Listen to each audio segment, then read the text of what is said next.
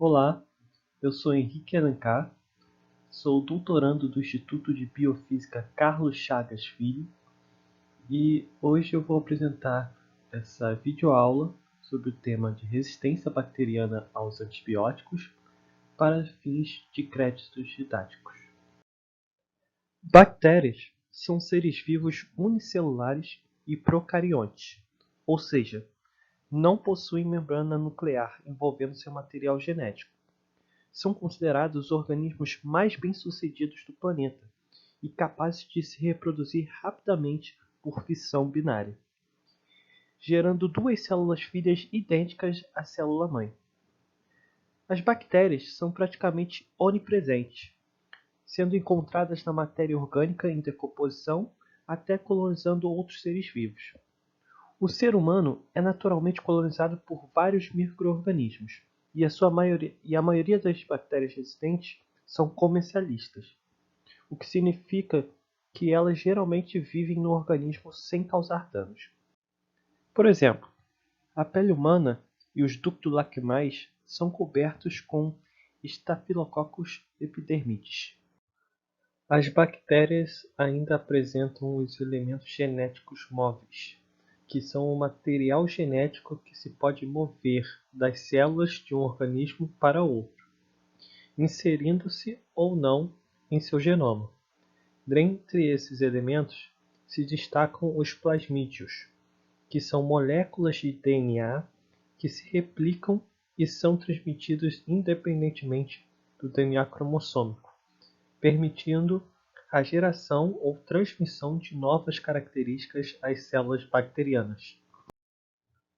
A microbiota humana é a soma de todos os micro-organismos que residem nos tecidos e fluidos humanos, composto principalmente de bactérias, mas também inclui alguns fungos, arqueias e vírus. Cada local anatômico possui seu microbioma específico. A microbiota humana é essencial para o bom funcionamento do corpo, auxiliando em processos imunológicos e digestórios. Apesar dos aspectos benéficos da microbiota, esta pode, em determinadas circunstâncias, sobrepor-se aos mecanismos de defesa do hospedeiro, tornar-se patogênica e causar infecções. Geralmente, a infecção ocorre devido à existência de fatores de predisposição, como doenças crônicas e quadros de imunossupressão. As denominadas bactérias oportunistas são micro-organismos existentes na microbiota bacteriana normal de um indivíduo, tornando-se patogênicas devido à diminuição das defesas orgânicas. As meninges, por exemplo, podem ser infectadas por qualquer micro-organismo, principalmente por vírus e bactérias que, de forma oportunista, conseguem vencer a barreira que existe entre a circulação e o sistema nervoso central, causando meningites. Além disso, patologias ocorrem quando células bacterianas comensalistas ou mutualísticas migram para partes do corpo onde não pertencem. Por exemplo, Streptococcus pneumoniae é um residente comum do nariz das pessoas saudáveis, mas pode causar pneumonia se migrar para os pulmões. As bactérias são classificadas em gram-positivas e gram-negativas, de acordo com a sua resposta à coloração de Gram, que se baseia na diferença estrutural da parede celular dos dois tipos bacterianos. O método consiste em tratar sucessivamente um esfregaço bacteriano, fixado pelo calor, com os reagentes cristal violeta, Lugol, etanol-acetona e fucsina básica. As bactérias que adquirem a coloração azul-violeta são chamadas de gram-positivas, e aquelas que adquirem a coloração vermelho são chamadas de gram-negativas. As gram-positivas possuem uma quantidade maior de peptidoglicano em sua parede celular, conferindo maior espessura e rigidez do que as gram-negativas, enquanto as bactérias gram-negativas possuem estrutura mais complexa, com uma membrana externa composta por fosfolipídios, proteínas e lipopolissacarídeos. Desta forma, as diferenças nas estruturas das membranas proporcionam diferentes níveis de permeabilidade e, consequentemente, agindo nos mecanismos de sobrevivência bacteriana. Os antibióticos são substâncias de origem natural ou sintética que atuam inibindo o crescimento ou causando a morte de micro-organismos, sendo utilizados no tratamento de doenças causadas por bactérias. Em 1889, o micologista suíço Jean Paul definiu a palavra antibiose como qualquer reação biológica em que um organismo vivo mata outro para garantir a sua própria existência. Em 1871, Joseph Lister descobriu os efeitos inibitórios do fungo Penicillium glaucum no crescimento bacteriano, permitindo que ele curasse o ferimento de uma enfermeira com um extrato do fungo. Ao mesmo tempo, Louis Pasteur percebeu que algumas bactérias podiam inibir o crescimento de outras. Pasteur e Jules-François Joubert descobriram em 1877 que o crescimento de Bacillus anthracis, isoladas de amostras de urina, era inibido quando cultivado em conjunto com outras bactérias aeróbicas. Em 1928, Alexander Fleming descobriu acidentalmente que um fungo inibia o crescimento de suas colônias esquecidas de Staphylococcus aureus. A molécula de Penicillium notatum foi purificada e denominada penicilina. Contudo, a produção industrial desse antibiótico foi realizada apenas em 1940 por Howard Florey e Ernest Chain. Em 1930, Gerard Tomac descobriu os efeitos antibióticos da sulfanilamida, uma molécula sintetizada 22 anos antes por Paul Geon. Em 1935, esse antibiótico foi comercializado sob o nome de Protosil. Junto com a penicilina, são usados por soldados durante a Segunda Guerra Mundial. Em 1945, a penicilina foi introduzida em larga escala, como um tratamento para infecções bacterianas. Isso só foi possível por meio do trabalho de Florey e Chain, que conseguiram purificar com eficiência o antibiótico e aumentar a sua produção. A introdução da penicilina marcou o início da chamada Era de Ouro dos antibióticos.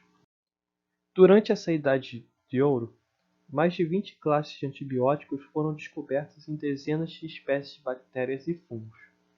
Além disso, estudos sobre os tipos de ação dos antibióticos começaram a ser melhor investigados, sendo identificados como bactericidas quando efetivamente matam as bactérias, e bacterostáticos quando inibem ou desaceleram o crescimento bacteriano.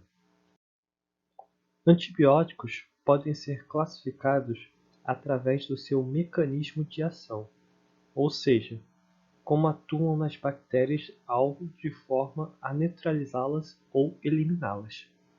Deste modo, os antibióticos podem agir na inibição dos ácidos nucleicos bacterianos, interferindo no metabolismo bacteriano, na desorganização da membrana celular, na inibição da síntese de proteínas e na inibição da síntese da parede celular. Falaremos dos 5 principais mecanismos, sendo o primeiro a capacidade de inibir a síntese de ácidos nucleicos. Estes agem em enzimas envolvidas no processo de replicação de DNA ou RNA, consequentemente afetando a tradução das proteínas. São exemplos: ciprofloxacina, norfloxacina e ofloxacina, que inibem as enzimas girase e topoisomerase 4, e a rifampicina, que atua inibindo a RNA polimerase, impedindo a síntese de RNA mensageiro. Já os antibióticos que atuam na interferência do metabolismo celular geralmente não interferem com o metabolismo do hospedeiro, agindo apenas em enzimas que estão presentes na célula bacteriana. Dois exemplos desse tipo de agentes antibacterianos são as sulfonamidas e a trimetoprima, que interrompem a síntese do ácido fólico, que é essencial para a produção de importantes precursores de síntese de DNA ou RNA bacteriano, agindo como bactericidas ou bacteriostáticos. As polimexinas são antibióticos que exemplificam o mecanismo de desorganização da membrana celular. As polimexinas são moléculas anfipáticas que, ao interagirem com as moléculas de polissacarídicos presentes na membrana externa, sequestram o cálcio e o magnésio necessário para a estabilidade da membrana, desorganizando-a e alterando sua permeabilidade e causando extravasamento do conteúdo intracelular. Já os antibióticos que atuam na inibição da síntese proteica desenvolvem uma ligação entre o fármaco e uma das duas subunidades formadoras do ribossomo, causando inibições ou modificações do processo de síntese de proteínas. Deste modo, impedindo a síntese de enzimas necessárias ao metabolismo e crescimento bacteriano. A streptomicina e a tetraciclinas utilizam esse mecanismo de ação. A última estratégia dos antibióticos é a inibição da síntese da parede celular, usados devido à parede celular ser responsável por determinar a forma celular e proteger a lise osmótica. Estes fármacos agem diretamente na integridade e sobrevivência bacteriana.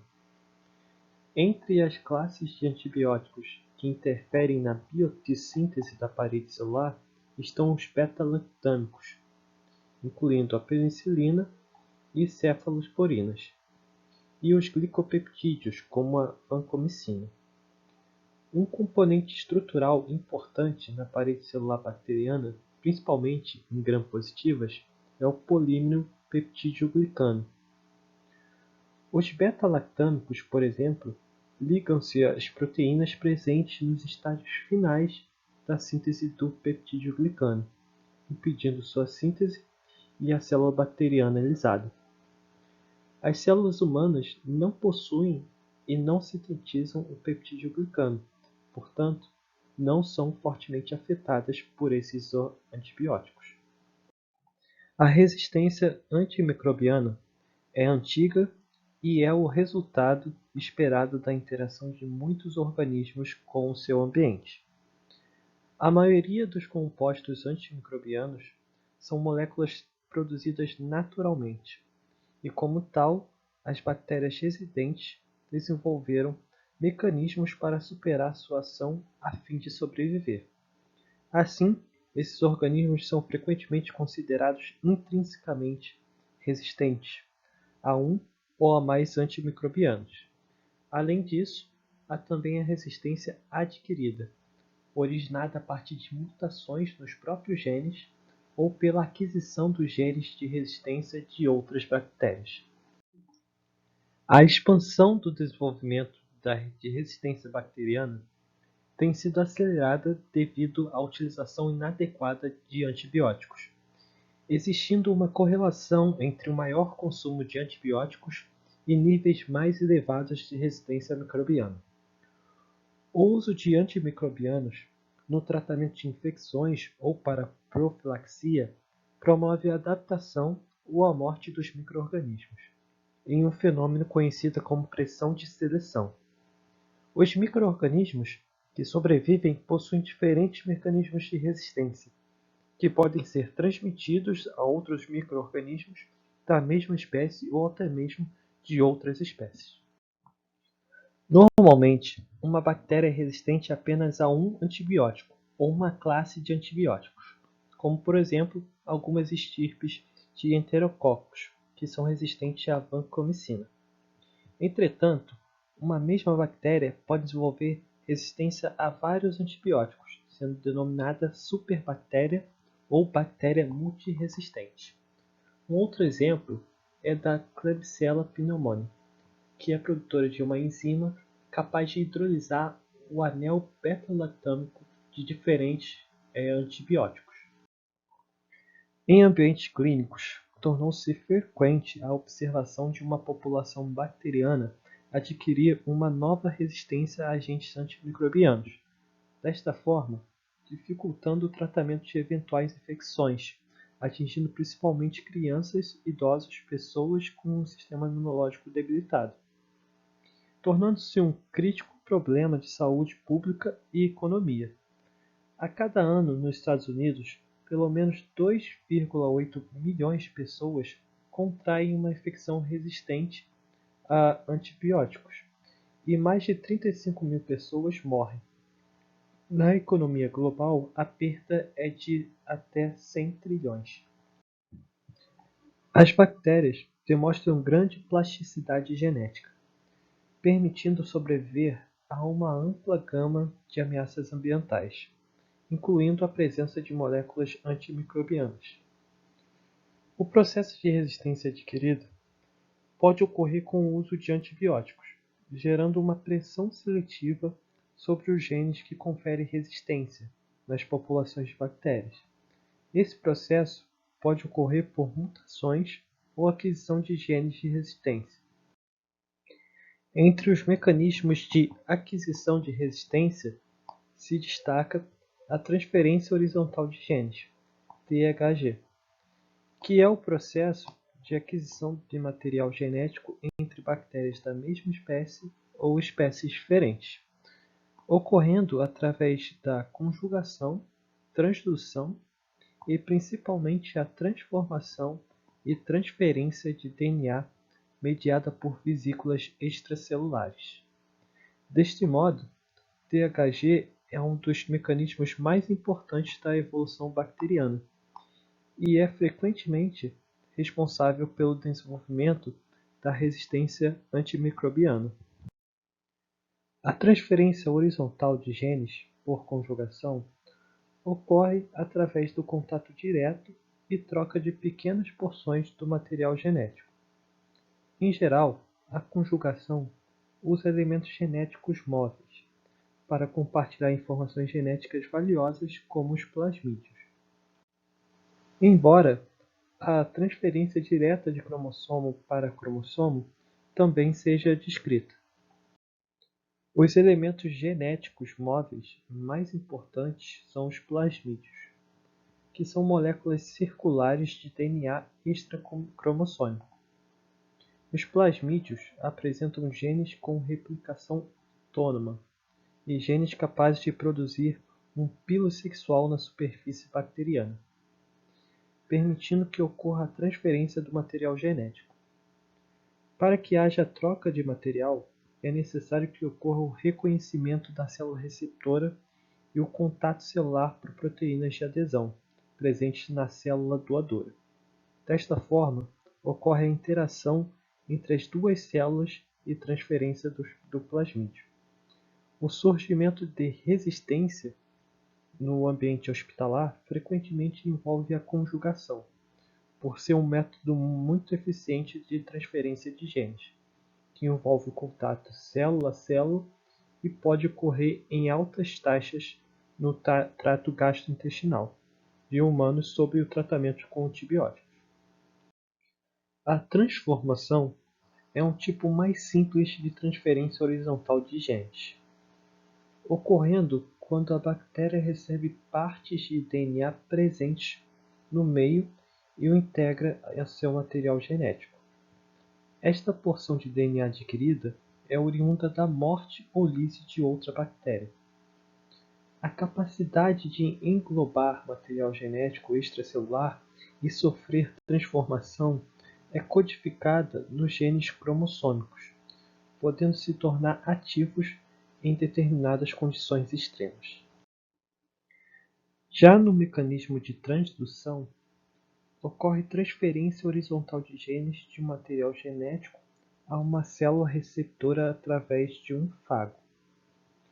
O fago transporta uma porção pequena de DNA de uma bactéria anteriormente destruída e protege o material no ambiente extracelular, evitando a degradação pelas nucleases presentes no meio. Geralmente, a transdução acontece entre membros de uma mesma espécie bacteriana, mas se um fago específico tiver um maior espectro de hospedeiros, pode ocorrer a transferência entre espécies. Ao entrar em uma nova bactéria, a porção de DNA se integra ao DNA da bactéria infectada. Esse mecanismo, por exemplo, pode ser responsável pela rápida propagação e aumento da resistência adquirida em Staphylococcus aureus à meticulina. Além dos mecanismos anteriormente descritos, existe também a transferência de DNA mediada por vesículas extracelulares, em inglês denominada vesication. Observado pela primeira vez na década de 1960, a secreção de vesículas extracelulares de membranas bacterianas foi comprovada posteriormente como um fenômeno comum em bactérias gram-positivas e gram-negativas. As vesículas extracelulares podem funcionar como transportadoras de DNA, capazes de proteger o DNA da degradação de enzimas, DNases e outras condições físico-químicas, desempenhando assim um papel crucial no THG. Em 2000, foram comprovadas que as vesículas extracelulares de E. coli são responsáveis pela transferência de genes de virulência. Posteriormente, descobriu-se que essas vesículas transferem plasmídios endógenos e/ou exógenos de uma célula para outra. No entanto, os mecanismos precisos desse processo permanecem obscuros, principalmente no que diz respeito à secreção, fatores regulatórios, reconhecimento e fusão com células receptoras. Além dos mecanismos de transferência horizontal de genes, ainda temos processos de mutação. As bactérias normalmente têm tempos de geração curtos e são capazes de evoluir no que é percebido como tempo real. Essa capacidade de se adaptar rapidamente às mudanças nas condições é bem ilustrada pelo desenvolvimento da resistência aos antibióticos. Cada novo agente antimicrobiano apresenta às bactérias um novo desafio, ou seja, condições adversas de crescimento durante sua exposição. Na presença de moléculas antimicrobianas, células bacterianas derivadas de uma população suscetível podem desenvolver mutações em genes que afetam a atividade do medicamento, resultando em preservação das células resistentes. Ou seja, o antibiótico elimina a população suscetível e as bactérias resistentes predominam. Em muitos casos, mutações que levam à resistência afetam a homeostase celular e são mantidos apenas durante a exposição ao antibiótico. Desta forma, os principais mecanismos envolvidos no processo de resistência são mecanismos enzimáticos, alteração do sítio de ação, alteração da permeabilidade e bombas de efluxo. Na presença de antibióticos, uma das estratégias bacterianas mais bem-sucedidas é produzir enzimas que alteram a estrutura química ou que destroem o antibiótico, tornando-o incapaz de interagir com seu alvo. Por exemplo, enzimas modificadoras de aminoglicídios modificam covalentemente os grupos hidroxila ou amino da molécula de aminoglicídio. Essas enzimas são geralmente hospedadas em elementos genéticos móveis, mas genes que codificam enzimas modificadoras de aminoglicídios também foram encontrados como parte do cromossomo em certas espécies bacterianas. O principal mecanismo de resistência aos beta-lactâmicos é a destruição desses compostos pela ação das beta-lactamases. Essas enzimas destroem a ligação amida do anel beta-lactâmico, tornando o antimicrobiano ineficaz. Em 1940, as beta-lactamases foram descritas por inativar a ação da penicilina, e posteriormente, as infecções causadas por S. aureus resistente à penicilina tornaram-se clinicamente relevantes. Os genes que codificam para beta-lactamases foram descritos no DNA cromossomal e elementos genéticos móveis, permitindo a sua ampla propagação. A partir de então, o desenvolvimento de novas gerações de beta-lactâmicos tem sido acompanhado pelo rápido aparecimento de enzimas capazes de destruir os novos compostos, sendo descritas mais de 1000 beta-lactamases. Outra estratégia comum para as bactérias desenvolverem resistência antimicrobiana é evitar a ação do antibiótico em seu local-alvo. Esse mecanismo pode ocorrer através da proteção ou modificação do local-alvo, resultando na diminuição de afinidade para a molécula do antibiótico. O mecanismo de proteção do alvo é determinante na resistência à tetraciclina, denominadas TET-O e TET-M. Essas proteínas pertencem à superfamília dos fatores de tradução de GTPases e atuam como homólogas dos fatores de alongamento usados na síntese proteica. Desta forma, interagem com o ribossomo e desalojam a tetraciclina de seu sítio de ligação de uma maneira dependente de GTP. Além disso, TET-O também demonstrou competir com tetraciclina pelo mesmo espaço ribossômico e alterar a geometria do local de ligação do antibiótico, deslocando a molécula do ribossomo e permitindo que a síntese proteica seja retomada. A resistência à tetraciclina foi inicialmente descrita em Streptococcus, mas atualmente estão amplamente distribuídos entre diferentes espécies bacterianas. A rápida disseminação da mutação de resistência teria ocorrido através de plasmídios e outros elementos genéticos móveis de amplo alcance.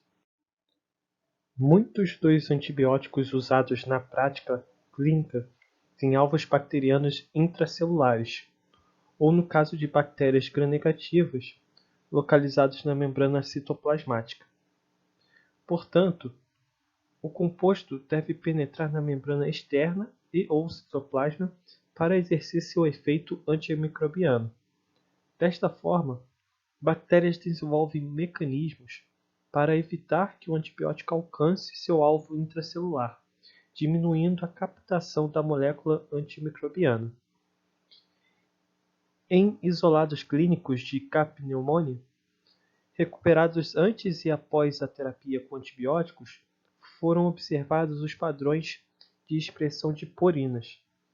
Os isolados pós-terapia exibiam uma mudança na expressão de porinas de OMP-K35 para OMP-K36, que possuem um tamanho de canal menor. Essa alteração no tipo de porina expressa se correlacionou com uma redução da suscetibilidade para uma ampla gama de antibióticos beta-lactâmicos. Outra estratégia é a produção de máquinas bacterianas complexas, capazes de expulsar o composto tóxico para fora da célula. Também pode resultar em resistência antimicrobiana. Em 1980, foi descrito um sistema de efluxo capaz de bombear tetraciclina para fora do citoplasma de E. coli. Desde então, muitas classes de bombas de efluxo foram caracterizadas em patógenos gram-negativos e gram-positivos. Esses sistemas podem ser específicos para um determinado antibiótico, como o genestet para tetraciclina, ou com ampla especificidade, A resistência à tetraciclina é um dos exemplos clássicos de resistência mediada por efluxo, utilizando bombas de fluxo que expulsam tetraciclinas usando a troca de prótons como fonte de energia. Atualmente, mais de 20 genes TET diferentes foram descritos. Este mecanismo de resistência afeta uma ampla gama de classes de antibióticos. Além disso, os genes que codificam as bombas de fluxo podem estar localizados em elementos genéticos móveis, facilitando sua propagação. Além da utilização de antibióticos na saúde humana, os agentes antimicrobianos têm sido usados na agricultura, incluindo gado e aves, desde o início dos anos 1950, para tratar infecções e melhorar o crescimento e eficiência alimentar. Os padrões de consumo de antibióticos na agricultura variam entre regiões e países no mundo. Além disso, alguns antibióticos que foram proibidos em países desenvolvidos ainda estão sendo usados na maioria dos países em desenvolvimento. Van Bock e colaboradores estimam que o consumo de antibióticos dobrará em países como Brasil, Rússia, Índia, China e África do Sul na próxima década. O uso agrícola de antibióticos que possuem um análogo humano aumenta a probabilidade de que patógenos bacterianos desenvolvam resistência cruzada a medicamentos aprovados para uso em humanos. A Organização Mundial da Saúde, após uma série de consultas, recomendou que o uso de promotores de crescimento antimicrobianos que pertencem a uma classe de antibióticos de uso humano seja encerrado na ausência de avaliações mais aprofundadas. A quantidade exata de antibióticos usados na agricultura é desconhecida. No entanto, porções substanciais são usadas em animais para alimentação, para uso subterapêutico para a promoção de crescimento e para evitar doenças. Estudos observaram que os antibióticos foram adicionados à alimentação e à ração para galinhas em níveis subterapêuticos para a promoção de crescimento e profilaxia. Esse efeito tem potencial devastador, já que até aves saudáveis foram desnecessariamente expostas a antibióticos. Além disso, como esses pássaros competem por fontes de alimento, eventualmente existe uma diferença nas doses consumidas entre os indivíduos, sendo que um recebe uma dose maior do que os outros. Isso introduz outro diferencial na pressão seletiva sobre os micro-organismos comensais, que poderia levar à seleção de bactérias resistentes que acabariam no meio ambiente. As bactérias comensais, que são flora hospedeira de ocorrência natural, constituem um enorme reservatório potencial de genes de resistência para bactérias patogênicas. A prevalência de resistência a antibióticos nas bactérias comensais de humanos e animais é considerado um bom indicador da pressão seletiva do uso de antibióticos e reflete o potencial de resistência em infecções futuras. Conforme o reservatório de bactérias comensais resistentes aumenta, o reservatório de plasmídio se torna maior e permite a transferência mais frequente de resistência a bactérias patogênicas. A Escherichia coli, por exemplo, isolada predominantemente da flora fecal de humanos e na maioria de animais, demonstrou sua capacidade de transferir genes de resistência a outras espécies, incluindo bactérias patogênicas. Estudos observaram a resistência de múltiplas drogas em bactérias Salmonella, isoladas de bovinos, porcos, galinhas, ovos e produtos derivados de animais, bem como a transmissão de plasmídios entre animais e humanos. O aumento da prevalência da resistência a antibióticos entre os patógenos aumenta o potencial de falhas nos tratamentos terapêuticos e outros resultados adversos, incluindo a morte. O solo e o ambiente aquático também têm sido considerados reservatórios vitais e fontes de resistência aos antibióticos, devendo ser acompanhados e protegidos. Por exemplo, foi observado que a contaminação de folhas vegetais pode advir de diversos recursos, como esterco, solo, água, meio de transporte e processos de colheita. Além disso, esses vegetais absorvem os antibióticos e o consumo direto por humanos pode levar à transferência de bactérias resistentes a antibióticos e seus genes de resistência, que podem causar infecções bacterianas. Desta forma, os resíduos de antibióticos, bactérias resistentes a antibióticos e os genes de resistência são considerados poluentes ambientais e responsáveis por agravar essa crise de saúde pública em todo o mundo. Como visto mundialmente, a resistência bacteriana aos antibióticos é um problema de saúde pública. Mas como podemos minimizar esse problema? Os planos de contenção devem considerar diferentes ações para prevenir infecções resistentes, incluindo o controle de uso e venda de antibióticos, assistência médica acompanhada para a população, conscientização dos profissionais de saúde e da população, e implementar práticas de prevenção e controle de doenças. Ações básicas, como a existência de um sistema de saneamento básico e água potável, são fundamentais para evitar inúmeras infecções, pois a carência desses serviços cria um ambiente propício ao desenvolvimento de doenças graves e dificulta a implementação de hábitos de higiene essenciais, como lavar as mãos. A necessidade de uma infraestrutura básica é evidenciada através de dados sobre as doenças com quadros de diarreia. Estas doenças são extremamente custosas para países de baixa e média renda, sendo a segunda causa mais comum de morte entre crianças, somando mais de 1,1 milhão de vidas a cada ano. Cerca de 77% dessas mortes estão associadas ao acesso inadequado à água potável e saneamento. Embora 70% dos quadros de diarreia sejam virais em vez de bacterianos, os antibióticos costumam ser o tratamento de primeira linha.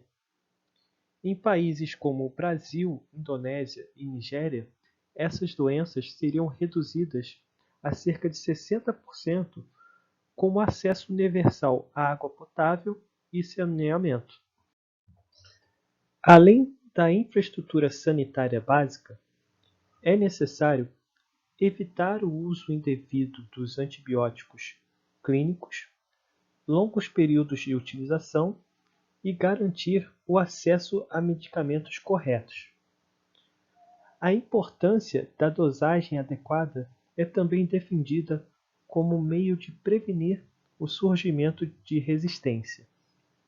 Na Índia, 58.000 crianças morreram em 2013 de infecções bacterianas resistentes.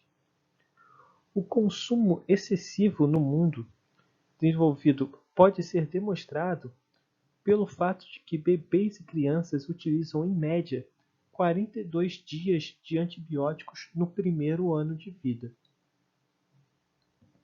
É essencial que os profissionais responsáveis pela prescrição tenham conhecimento sobre os mecanismos de desenvolvimento de resistência, a escolha correta dos antibióticos e das doses efetivas. A problemática da resistência bacteriana aos antibióticos requer uma colaboração mais próxima e uma melhor documentação de suas utilizações em todos os setores envolvidos. Além disso, para se conseguir uma mudança significativa, é fundamental convencer o público dos efeitos negativos do uso desnecessário de antibióticos. Fortalecer sua regulamentação na agropecuária e garantir serviços básicos, saneamento e água potável, sejam acessíveis para todos. Para finalizar, deixo algumas questões para a fixação do tema proposto e agradeço a atenção.